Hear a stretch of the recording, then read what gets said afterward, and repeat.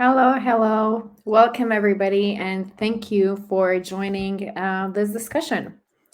We have a very important topic that's been occupying our minds for a while now. We're going to talk about AI in events, about navigating both opportunities and challenges that come with AI's impact on the industry. We have some great guests today, but before I introduce them, I would like to just point out a little bit of housekeeping for today's webinar. We have a chat that I already saw that you're getting very warm with, and so please keep on the discussion going. We'll be monitoring it and hopefully interacting with you a little bit more. We also have a Q&A box because at the end of this webinar, we're going to have a Q&A session. So we're hoping to have some questions from you that our experts can answer.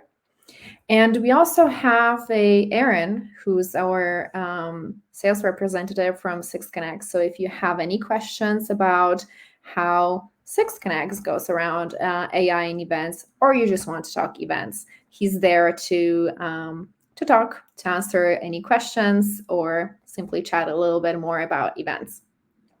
So without further ado, let me introduce our great speakers today.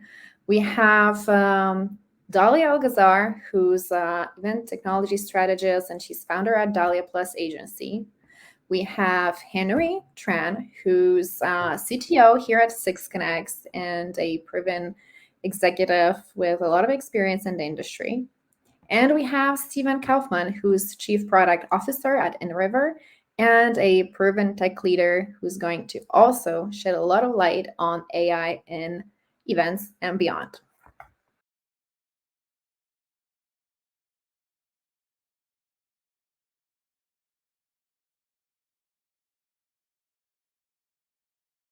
Oh, Hi, everyone. Should I go? gone. Okay. Thanks, Barbara. Thanks, Six Connects, for having me on this webinar. My name is Dalia Algazar. For those that don't know me, I do see people in the chat and lovely faces. I wish I could hug you all. AI can't solve that, by the way, just saying. And for those that don't know me, I'm with Dalia Plus Agency. We are a marketing agency that specializes in event design, event strategy, utilizing different types of technology and digital solutions. And we get to play with a lot of tech so that you don't have to understand fully how it goes, but how it can impact your experiences, your audiences, as well as your marketing, especially for acquisition and retention of new participants and attendees. And I'm thrilled to be here because I love this whole AI conversation that we've had, the new stuff that's about it since it's been going on for quite a bit of time. So really happy to be here to discuss how it can impact your professional lives as well as your events. Awesome. Thank you, Dalia.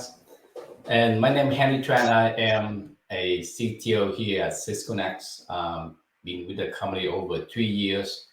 Over my 25 plus year of experience in IT and software development, I has always been a big fan of automation, data analysis, and now AI. It's really interesting to see how things has been evolved over the last 20 years and where we was and where we are today. We're clearly at the watershed moment of AI, and this conversation is becoming very interesting, not only in the event industry but across the board as well. So welcome, and looking forward to the conversation today.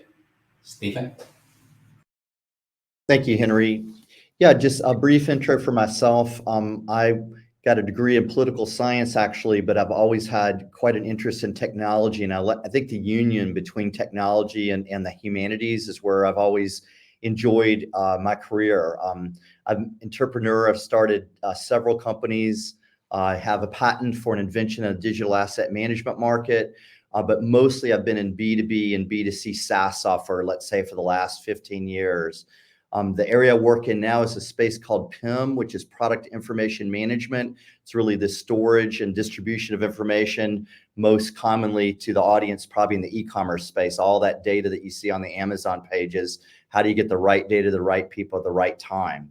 And then also, because of the watershed moment Henry was talking about with AI, took an 8-week training in designing and building AI products and services, more from a product management and problem solving perspective than a strict technical perspective. And I look forward to the discussion today. Awesome. Thank you, Stephen. So, just like I said earlier, being around and Stephen and Dalia can also chime in here.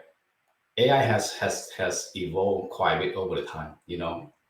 I am of the generation that my first computer is a black and white monitors with a floppy disk, and then going from that to iPhone and own up the AI. It's fascinating, but it doesn't happen just overnight. It's an evolution, right? So let's go to Stephen and Dalia, and maybe start with Stephen first. What are you seeing that evolution of AI, and where are we now? Sure. So kind of put things in context, I've got the first section, which I really think about as the domain of economic exclusivity. And what I mean by that is, if you really trace AI, you could actually go back into the early 1900s and find little bits and pieces of logic, but you'd see a lot of momentum in the 50s to the 70s, but it'd still be people like Alan Turing and research in universities. But what you saw about 2005 and 10 was large private equity firms seeing AI enough to invest millions, hundreds of millions, and even billions of dollars into AI. But you see the names there. It was exclusive ownership of a few, typically working on large language models with 4, 5, 6 billion data points. And then we moved after that, about 2015, into this next stage where conscientious companies could take and collect their own training data and learn to train AI with their own data or with publicly available data. But it still took investment. There was a high probability of failure. And it was still, now let's say, instead of 6 or 10 companies, a few thousand companies in the US, Europe, and around the world working in the AI field. But this watershed moment, particularly popularized by the introduction of ChatGPT late last year, takes us into this third domain where people have public access, a democratization of AI, if you will. Both coders using products like Jupyter Network that gives you access to, right now, to 5 large language models with a minimum of coding ability. You don't have to be a C# programmer or a heavy programmer, to just, my mom who sat with me and asked if I could pretend she was applying to art school and get a resume built for her. So I just kind of did it for her as an experiment. On the next slide, just a timeline. And again, this is sort of just the tail end of AI. Where we are today is this democratization, where we're now going to talk today about, all right, how do we use this tool? If it's at our fingertips, how are we going to use it in event planning and event execution? And so I think from here, maybe we'll move towards a discussion. Awesome. Dalia, what do you think? Well, the funny thing and the strange thing is we have been talking about AI for more than a decade. And it's an interesting trend. I don't like to use that word, but within the events industry, where things are they've been there for long, but they're sort of cyclical, right? So it's the same with virtual platforms and virtual events. We've been doing virtual forever. We've been doing the H word, and that's a pet peeve of mine, so I'm not going to use it, but we've been doing blended events forever. And if we talk about like AI, we actually have been using AI and not really putting a label on it or glorifying it until, what, like Stephen was saying, ChatGPT last November or so sort of gave us this holy shit moment kind of thing. And so thank you, Megan. I like blended. I do not like the H word. But what this does for us, because event professionals and event marketers and us as catalysts within our industry, this sparks just a brand new way of getting out of our own way. And that's exactly what AI should be seen as, not a replacement for us, not a replacement for anything that we do. It is really to be used as a co-pilot or as a muse or as a way of digging in deep. And I would love to hear from the group or the attendees that are watching and listening. How many times have we said we want to personalize the experience? We want to know that we are going to experiences and events that know us really, really well. So guess what? This is the time where with AI and with ChatGPT and the data that Stephen was talking about, as well as the new ways of doing content marketing, visual, doing experiences, doing ad hoc meetings, for example, using AI for the networking, and not only to match make people so that I can be in the same room as Michael Hatch or Courtney or Anna or Stephanie, for example, but like match make me to what I want to learn more about, whether it's from a content perspective, whether it's other experiences that are happening within the event space. And so this is where AI can come and become that catalyst with you. It will not ever replace you, since it has to have a human factor to it. So even though the evolution, and it's going to continue, and it's going to be very, very fast. It's super fast right now. I think this is why people are getting whiplash about it. Like, for example, ChatGPT just launched, I think yesterday or the day before, that it now can speak, hear, and see. And, with that, this is where our minds have to be in regards to, so what else can we do with it? Are we going to have events within ChatGPT or within that medium? Like you have audio events, for example, in LinkedIn. This is a great way to grab, I call them unusual suspects. You know who your usual suspects are. You know who your audience is. So is this a way to grab unusual suspects? You have to always think of it in a different light. Yeah, very interesting. And then, if I have to put my technology hat on and look at the evolution from that angle, I would say, man, I started my career using a search engine that before Google, right? And I remember how hard that is to really make the search engine understand what you're looking for. And for the search engine to present something relevant to us. We have come a long way from that. If I look at machine learning and then how much it has improved over the last 5 to 10 years, one area that blew my mind is the language processing and presentation. Remember when iPhone have Siri the first time, and Siri will barely can understand you, what you're looking for, and see what Siri can do now, right? Just the part of understanding the language, understanding the meaning of the language, and then now it can actually present it back to us in our own language. ChatGPT can write an essay for you in the perfect grammar, perfect meanings, right? So that's an area that have a lot of improvement. And the other improvement, obviously, in the search area and also in translation. Remember the old day how hard it is to translate one language to another one.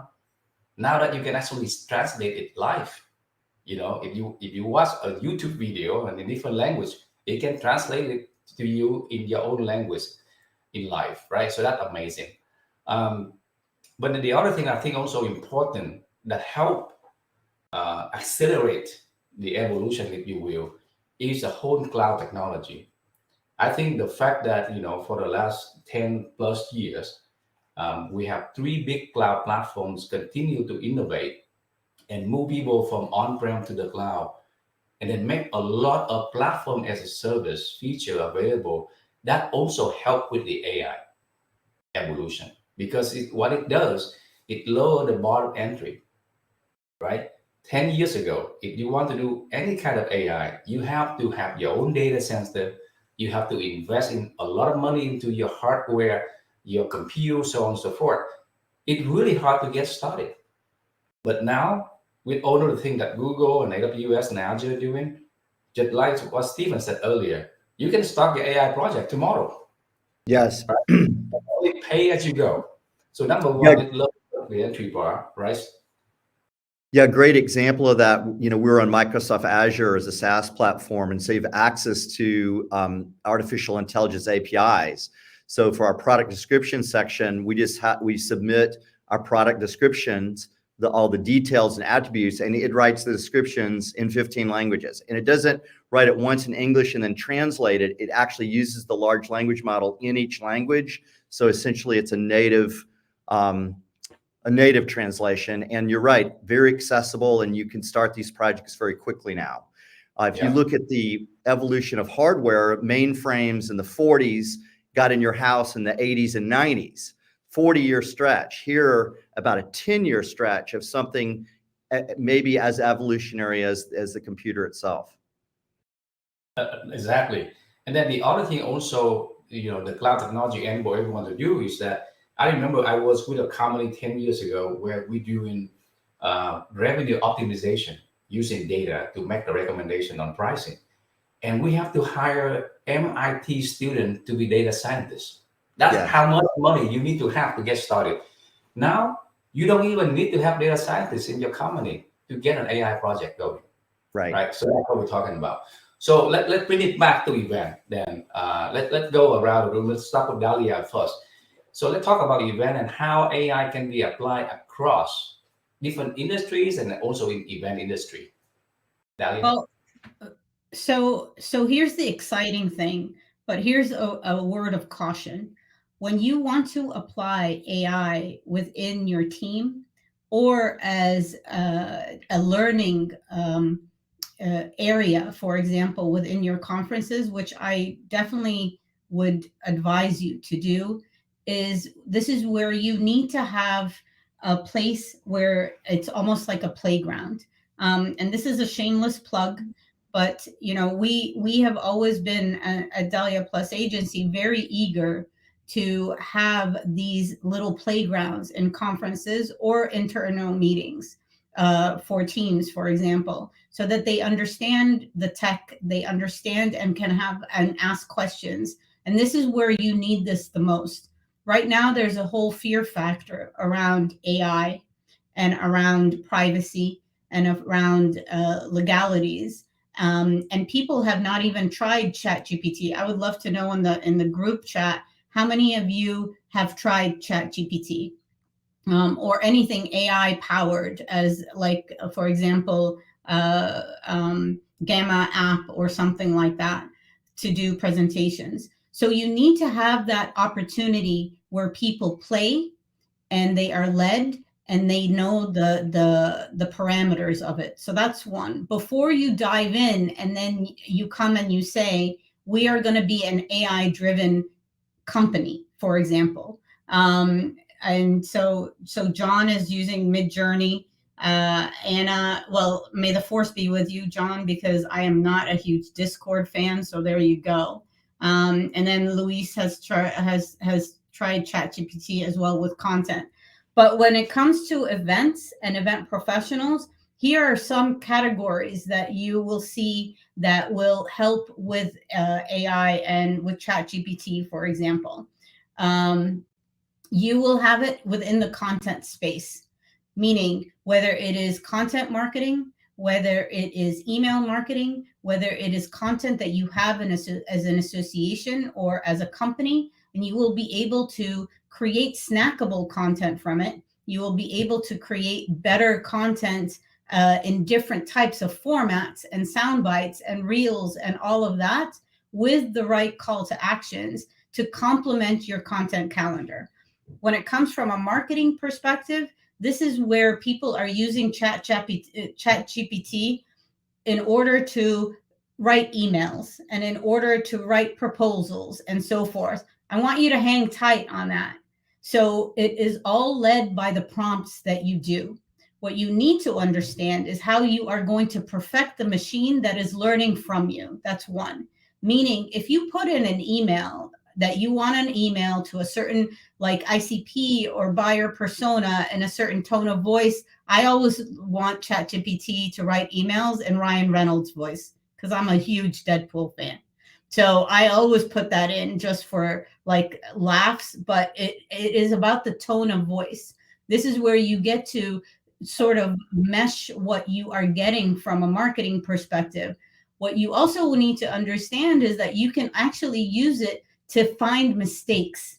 So if you are having already a marketing piece or a press release, for example, you put that in and you say, what's missing? And so these are the types of muse or co-pilot moments that I'm saying event profs can use that on.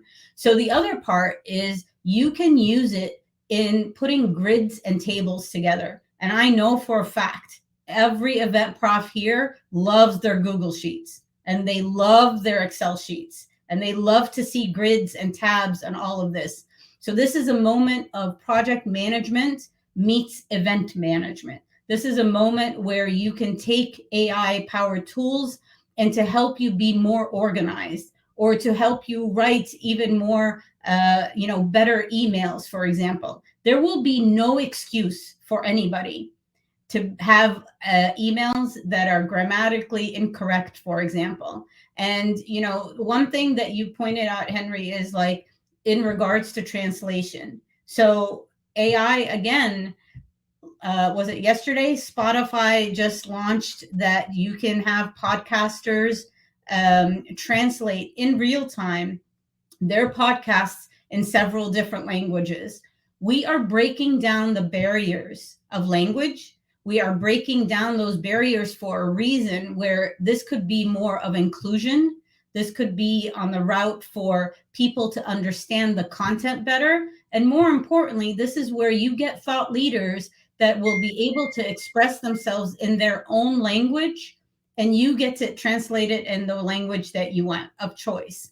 So these are the ways that you have to start thinking of, how do I use these AI-driven tools in order to enhance or empower my internal team.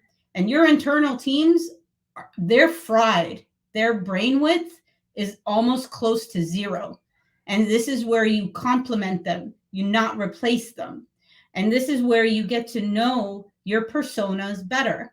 And this is where I think Stephen has like amazing examples where data plays a role here via AI. And gone are the days when we're just talking about IBM Watson, because that was like the first thing, like a eureka moment of, oh my God, someone knows how to analyze all this data. Yeah, I think when Watson beat Grandmaster at chess was a little bit of a watershed there. I remember that happening. In terms of events, I did go to a recent event where this inventor named Charles Duncan, he runs a company called Optica, and at an event, he had ChatGPT paint a live painting in front of the audience. So he used a language called J5PS, put a original photo in, and then ask ChatGPT to alter it, different angles and lighting and colors. So, and the audience to actually see it stroke by stroke appear before them. So that's a way to use AI maybe as a way to engage the audience or get AI involved in a topic with a group of people. Yeah, I love that idea. I love the idea of activations where, for example, I was at Inbound a couple of weeks ago here in Boston. It was about 15,000 marketers. And one of the booth activations that I saw, which was really, really cool, was with Snapbar, where you were able to like load a selfie and it would turn it into an art piece. And the art pieces became a collage as part of their booth. So here's the thing. This is where you get to envision how you can interact, make something fun. There's data analytics behind it. But the most important thing is you have to be prepared to answer the question about privacy and about copyright and about permission. This is worse than the GPDR that we went through, Henry. And I'm sure you remember that, because that was like a Y2K moment in the events industry. It like put us down like for a year. So we just have to be very knowledgeable of it. We have to be very careful of it, but yet not kill the fun of it. if that Yeah, makes sense. it does. It does. And in the case of event, people worry about using AI.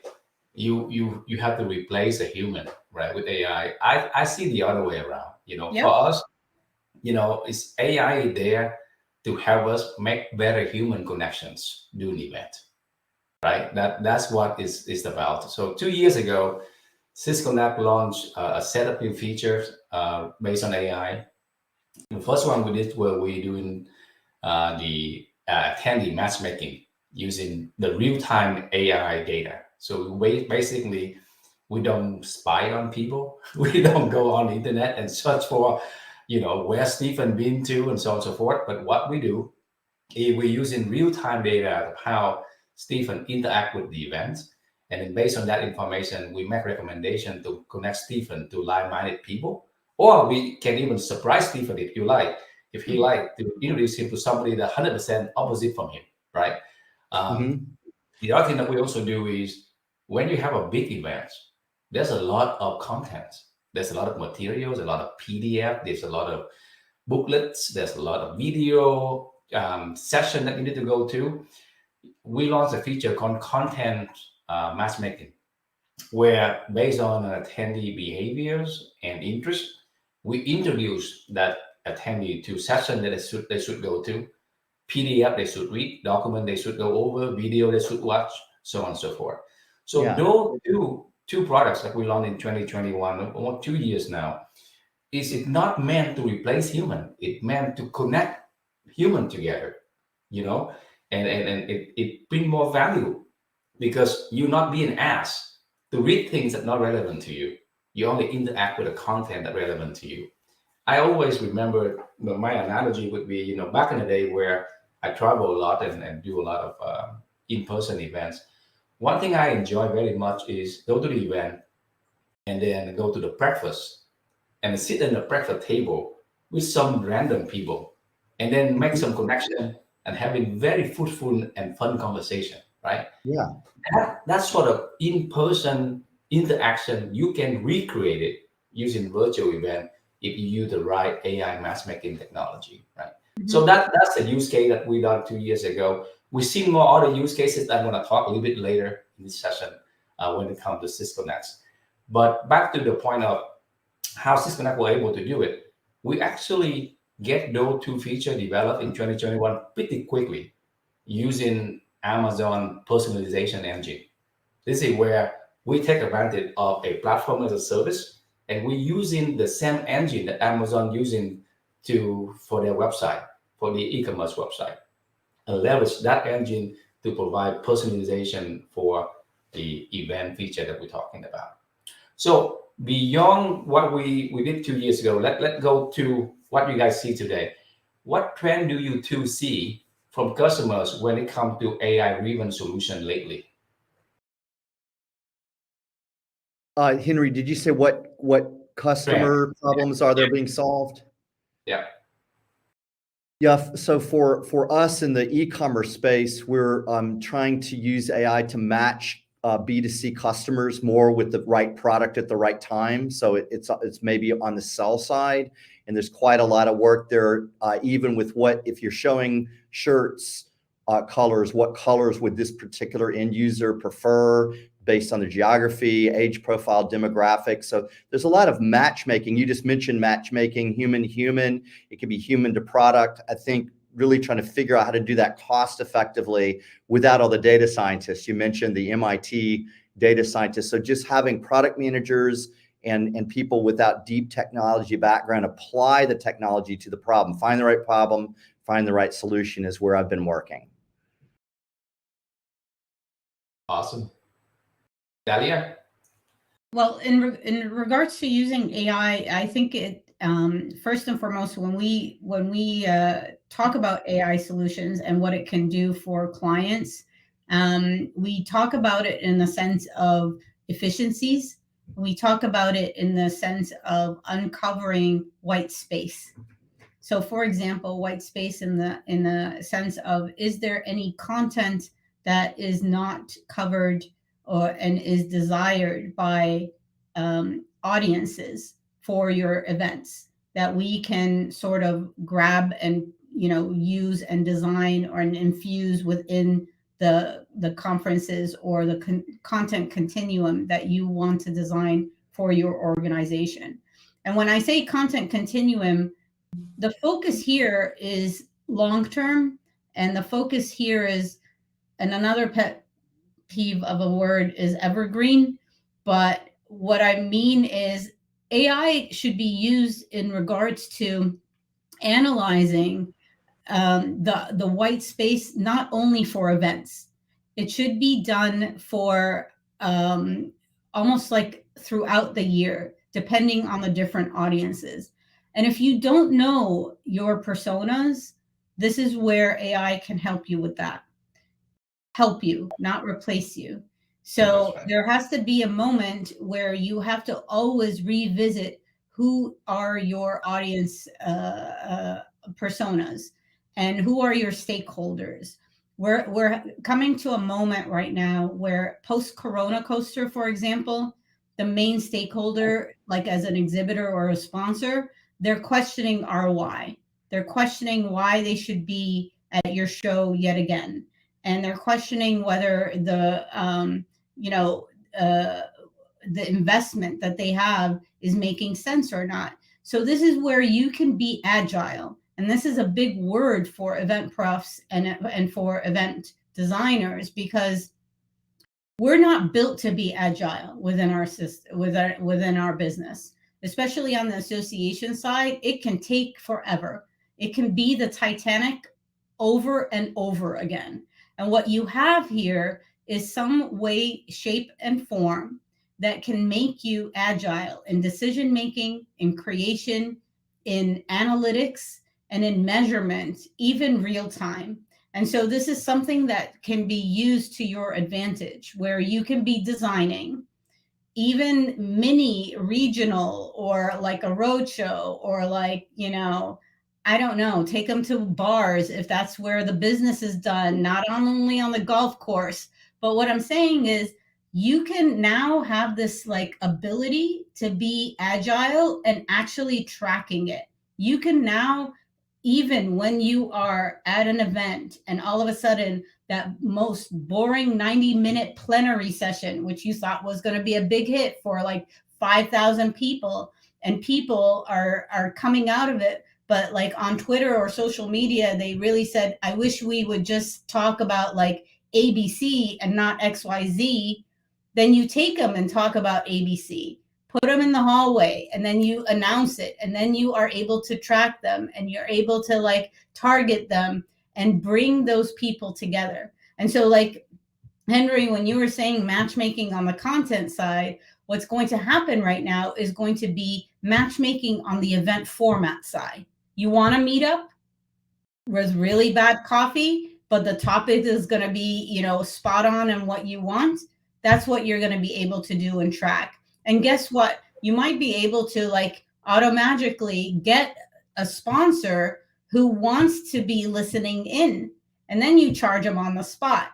Like the trade show floor and your floor plan is going to have to be almost like designed on the fly. And I know there's a lot of people here that are having heart attacks that I said that, or like the gray hairs are coming in. This is from a lot of that. But what I'm saying is these are amazing opportunities, and your technology and your tech and your tech partners are strategists with you. Don't try to understand how AI works. Like you get Stephen for that. You don't need an MIT, kind of certification or whatever. What you need is you have to imagine the moments that you want to design from the perspective of your audience, not from the perspective of the enterprise. Yeah. And AI will help you get there. I like it a lot. I like you try to say, hey, event, instead of doing it in a static way, like it's an organizer way of doing an event. Why don't you make it dynamic and then based on the interest of the attendees, not the, I like that a lot. Well, how many times have you heard, oh, let's have them, design their own journey within the event? Like, okay, and then what? The wayfinding doesn't work. They can't find their people, especially first timers. They get lost. I just wrote a LinkedIn post that what if your events are getting too big? What if you lose that intimacy? What if they can't find the content that they want, the people they want to hang out with, and you're going to lose them. The younger they get, they don't have time for you if you're going to like just throw a plenary for 90 minutes in the start of a day with really bad coffee. Like, may the force be with you if you want them next year. I like that a lot. All right, good. For the interest of time, I'm gonna just move on to the topics of risk management, right? People say, well, it's very risky doing AI, but maybe they're not thinking about, well, you're taking a risk of you not doing AI as well, Right. What you two think? Well, I did see a recent quote that was talking about the AI application in everyday business, all the types of things we do all day long, looking at websites, reading our email, things like that. And the article was essentially saying it's not that AI will replace people in those roles, that people who use AI will replace those in the same role that do not use AI. It's speaking to the augmentation of AI. I think you used the word, Dali, of co-pilot. I have ChatGPT open all day long. It's in my browser. It's in a tab. It's $20 a month. And if I get writer's block, I'll just throw in a couple prompt lines and it'll fuel my thought. I like it because it's contextual. So Google only knows the one line you Google. And then when you come in and Google another line, that first line is gone from context. But with AI, it understands time and tense and context so that you can have more of a human-like conversation. And I think it's a tool we just need to learn to adopt. It's just like any tool, right? We learn to adopt it. So I think it's powerful as an assistant. And that's exactly how I'm using it. Interesting. So we use it also from a marketing perspective, but I also use it from and granted, I use it just to like a muse, that's for sure. But we also use it for video marketing, especially for our clients. So like I use Opus Pro quite a bit. And I use video, which is VIDIO, I think, as well. And I'm always playing. So here's the thing, and I think Stephanie Selzik would understand where I'm coming from. If there are certain tasks that I put off on my to-do list, then I will need something that will jazz it up a bit just to get me out of my funk. And so whether it's a presentation, or whether, like Stephen was saying, you use it as a muse when you're writing something, etc. That's when I think that it can be used the most, especially from event profs. There is one thing where I think is needed, to be honest, to be looked at from any enterprise. But this is where the risk management also comes in, is the sense of privacy of the information that you have access to. Like, for example, ChatGPT, you have access to everything, and layman's terms, that was dumped into the machine, right? So there's going to come a time where you can get dinged on that. There's going to come a time where if you put a meme together, I think Kevin James was the last meme that someone took the Getty Images watermark off of it and then used it. And I think there's a cease and desist letter conversation happening on social and stuff. So you have to understand, from an events perspective, we are going into a spot where just make sure you have the permission. Just make sure that you're educating your entire staff when they can use it and when they cannot use it, and that they keep you informed. Or this might be a new title and position within the industry.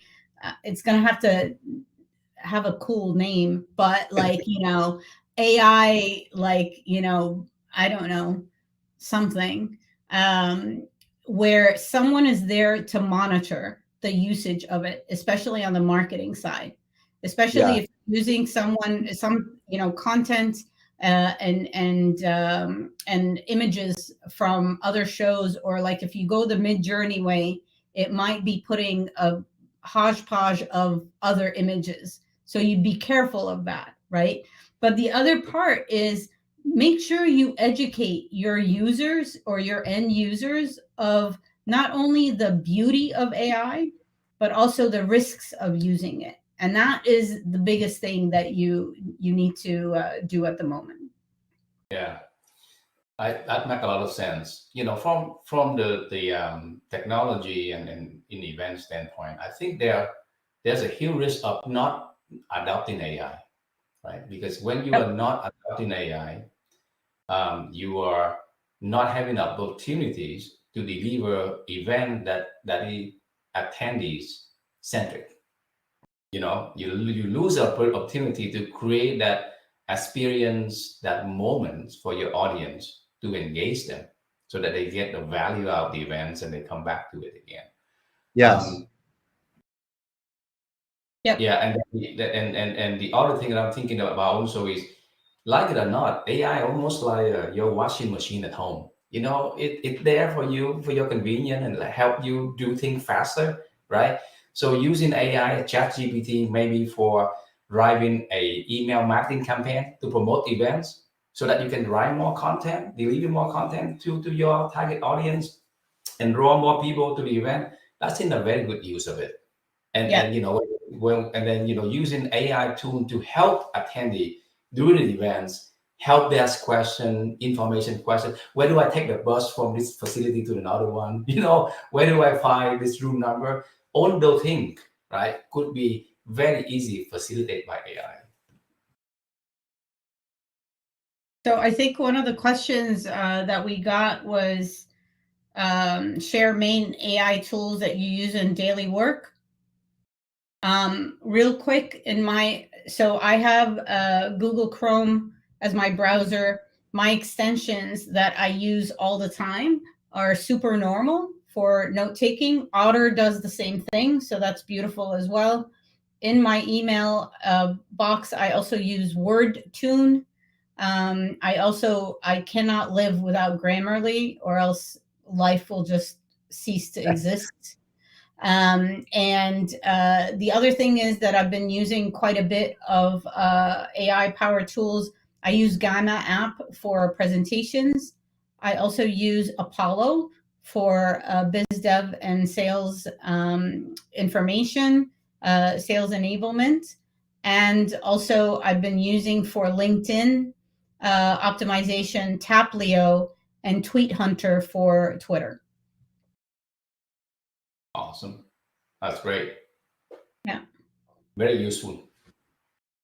Yeah, there's a lot of good apps, like Magically is also good for note transformation, note taking.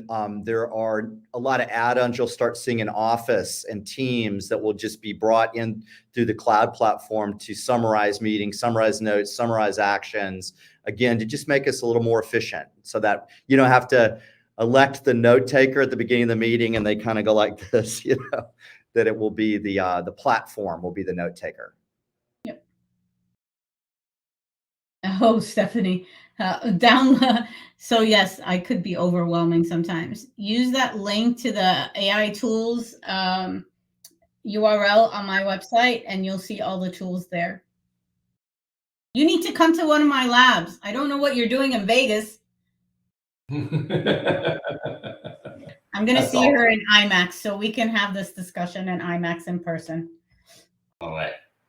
Okay. So last question. So I think I'm gonna try to cover it real quick before we go to the Q&A section. Okay. So we talked earlier about what SysConnect were doing 2 years ago with AI matchmaking and content recommendation. Our plans is to take those two features and then expand it across multiple events, so that instead of you only can recommend or matchmaking people within the event, if you continue to do events and event over and over again in the same topics, you can actually use an AI to invite the same attendee from previous years back to this year event. because we know the interest, right? Or when you come up with a new event that you have new sessions that relevant to the audience from a years ago, 2 years ago, you can connect back to them and invite them, use that session as a way to draw them into the event. So people matchmaking and content recommendation go across multiple events. And if you do that, you're going to have an opportunity to engage with your audience all year round. Because what happened in the event industry is we invite people to show up for the event. We do everything to take care of them, get their interest in 3 to 4 days, and we forgot about them for the whole years until the next year come around. Whereas you're using AI, you can do that all year round engagement with the attendees. In addition to that, the other thing that we're doing today already in the live event translation that we continue to do, we are looking into using ChatGPT more in the area of helping organizers, event admin to create content for email campaigns before the event started to draw the attention. So ChatGPT for events preparation, event marketing is something that we're working on. And then last but not least, back to the point of how do we extend the AIs for other usage in the future?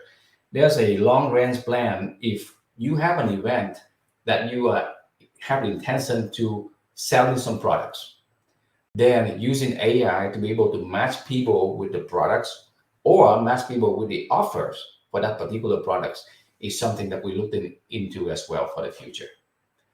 So anything else, Dalia and Stephen, you guys want to add into that before we go into the Q&A session? I like how, Go ahead, sorry. Dalia.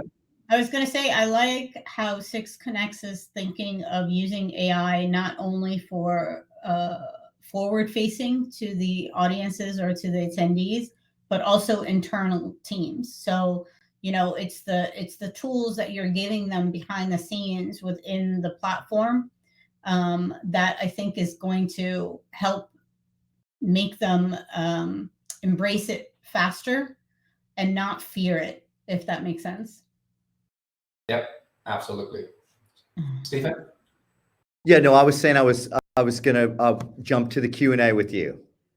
All right. Well, let's do that then. So we have a couple of questions here from the audience. Stephen, you want to start first with one or two? I think I've already mentioned the other one. The first question was about the using AI to engage audiences, but I think in our conversation we've gone full circle from generating interest in an event to actually conducting the event and engage the audience during the event to then keeping them in contact post-event to get them to the next event. So we've sort of created a circularity of motion there using AI in almost every phase of event. But go ahead and take one of the questions. I'll read a little bit lower down the list. Okay. All right. That's the question that we received through the registrations about how to use AI to prospecting before an event.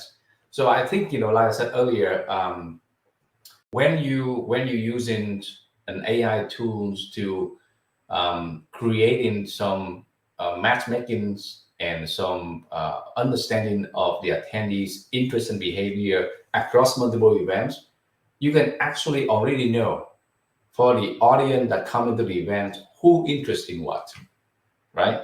So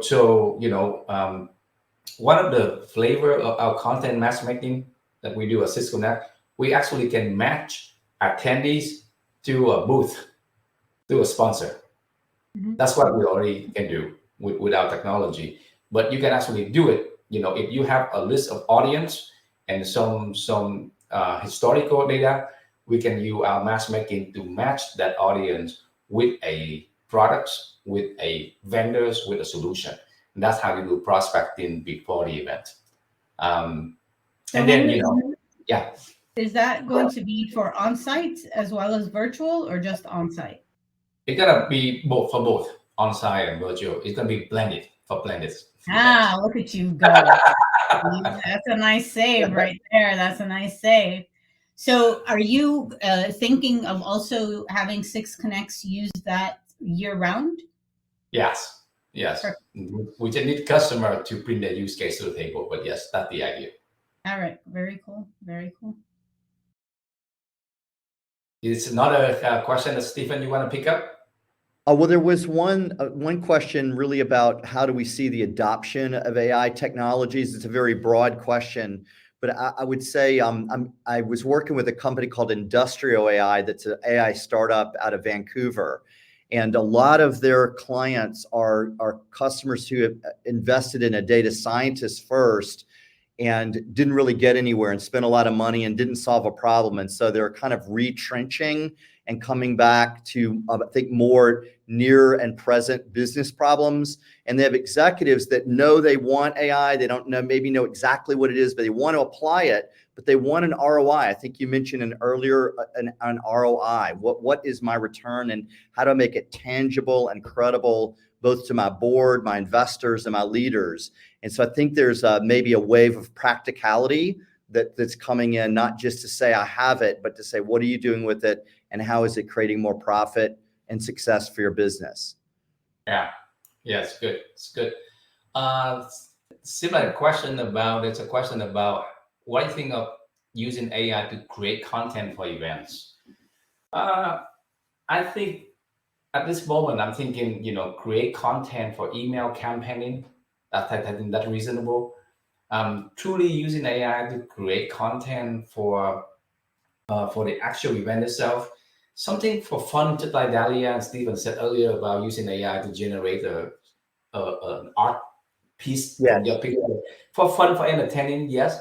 But for sort of the main topic, I'm not so sure that AI will be really good at create content, because just like we said all along, right?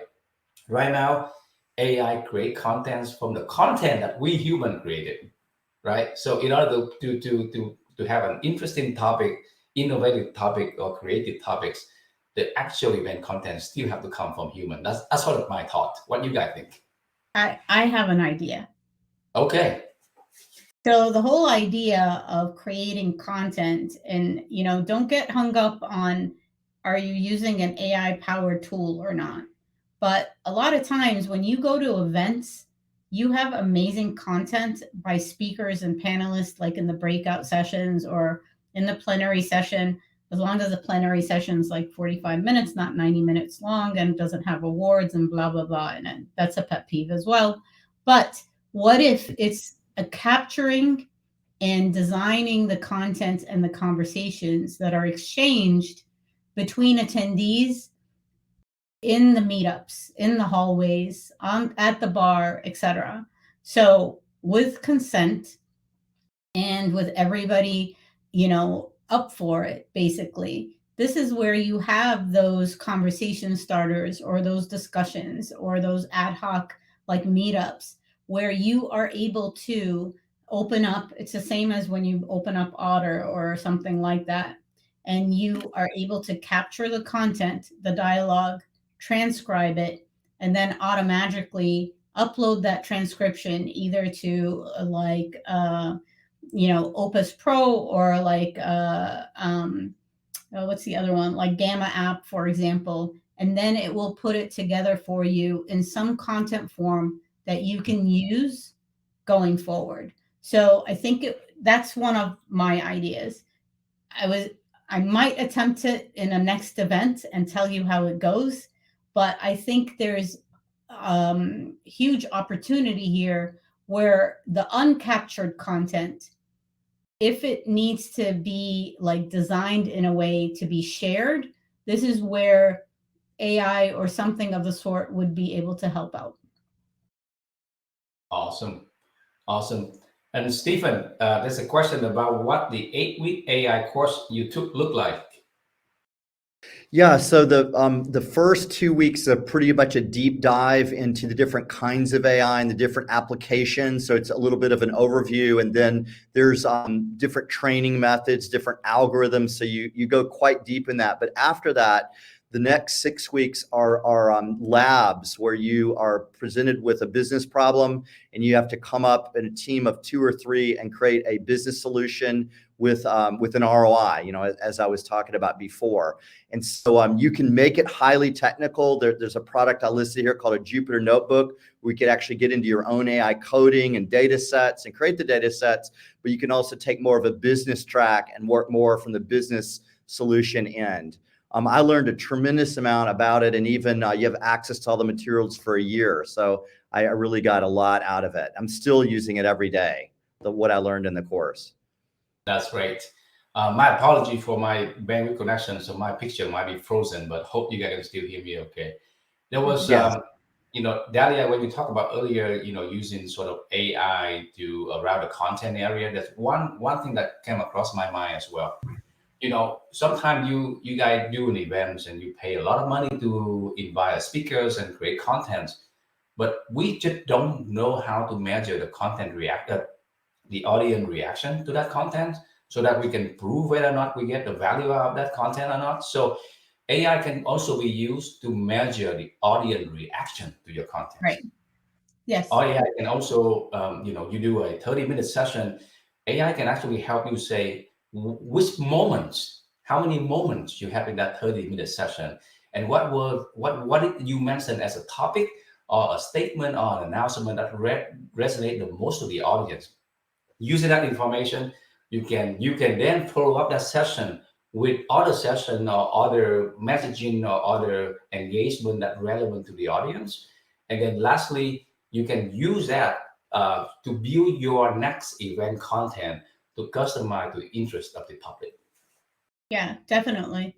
I think, I mean, we do this often with our clients where we go into like event ideation, and we really do ask the questions about the design and the format of not only the event itself, but also in regards to the content, in regards to the networking, in regards to like, do they really know who their personas are? And all of them, even their exhibitors and their sponsors, etc. So that way, again, you don't necessarily need to understand all the nuances of AI and how it works, like Stephen does, for example. But what you do need to know is what your audiences want, and then you can deliver according to that. And Stephen, I think someone else wants to ask you for the name of the AI course that you did. Sure. I'll post that in the chat here in just a moment. Yeah, perfect.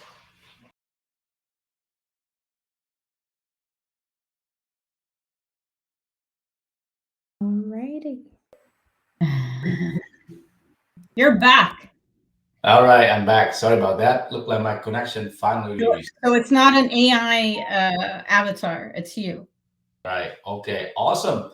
So Dalia, Stephens, this has been a great conversation. Thank you both very much. I really enjoy, you know, talking to you guys with topics, and hope that I have a chance to work with you guys in the future sessions. Definitely. Thank you. Thank you for having me. All right. Thank you, guys. Thank you, everyone. I think it's been a fantastic conversation. We've seen so many great questions and a fantastic discussion in the chat. So thank you also to our attendees who've been so greatly involved and engaged in this conversation. If you want to talk more about events, technology, AI, anything, we have also Aaron in the lobby to continue. And we hope to see you soon on some more webinars. And of course, we'll come back with more information in the campaigns afterwards. We'll share this on demand so you can come back to some really great advices and insights from our experts. Thank you again. Thank you, Dalia. Thank you, Henry. Thank you, Stephen. And thank you, everyone. Thanks, Barbara. Thank you. Have a great day. Thank you. Bye-bye. Bye-bye. Bye.